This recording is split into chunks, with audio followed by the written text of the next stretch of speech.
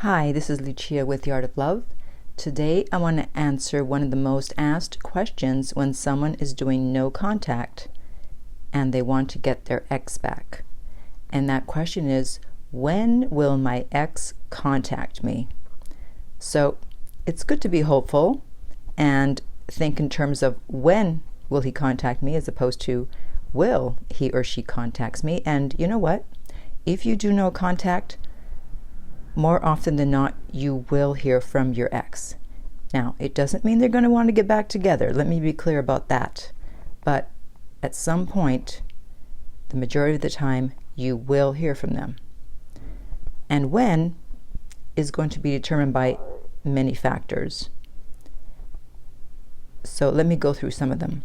Now, if it's a fake breakup, where they didn't really want to break up with you, but they were frustrated with you, they just did it on the spur of the moment, they're trying to be manipulative, they're trying to get you to change, and they think this is the best way to do it, to scare you by telling you that it's over, and you immediately go into no contact, more often than not, you'll hear from them within 1 or 2 weeks. So that's how you know it's a fake breakup, when you hear from them right away, when they don't hear from you.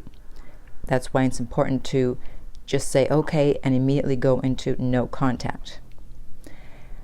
If you've heard my video about the 30-day no contact rule being BS, then you also know that you're most likely to hear from your ex within 45 to 60 days after the point of last contact. Okay, so it's not from when you broke up, because if you broke up and then you contacted them 2 weeks later, now you have to start counting again. But if you said okay when they broke up with you and immediately went into no contact, you start counting from that day, and very likely you hear from them 45 to 60 days after they broke up with you. Now, obviously not everyone falls into these two categories. Some exes you never hear back from for whatever reason, and then there are the ones that take a little longer or a lot longer. So you hear about people hearing back from their ex 4 months later, 6 months, 9 months. And it's possible that they went on and had a relationship, a rebound, and it didn't work out, and they're contacting you again to see if you're still interested, or just to get some validation, to boost their self-esteem, to boost their ego.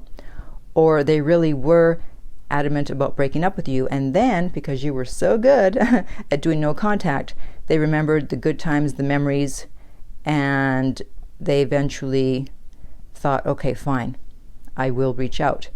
Now, in the meantime, they might be reaching out by liking some of your posts on social media, or by viewing your Instagram stories or your Snapchat, and that's considered a soft reach out, very soft. You don't react to that, and maybe they want you to reach out and that's why they're doing it. And sometimes they're just curious and they want to see what you're up to, but they're not necessarily interested in being in contact with you or getting back with you.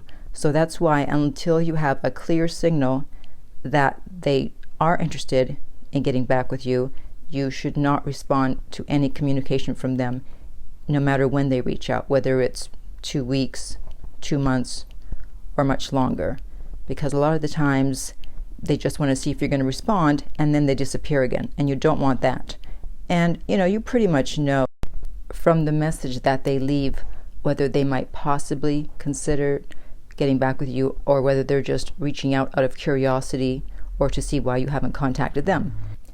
But if you're not sure, you can always reach out to me via my website, theartoflove.net. We can set up a private coaching session, and we can decide what you should do next, whether you should respond or just leave them alone, because you don't want to respond if they're not interested in getting back together. You're just otherwise going to reassure them that you're there for them, and that's the last thing you want to do, because it's anxiety and missing you that's going to cause them to want to get back with you. So as I mentioned, you can reach me at my website, theartoflove.net, if you'd like to work with me personally. If you're listening to this on iTunes, I would appreciate if you would rate and review the podcast. If you're listening on YouTube, thank you for subscribing.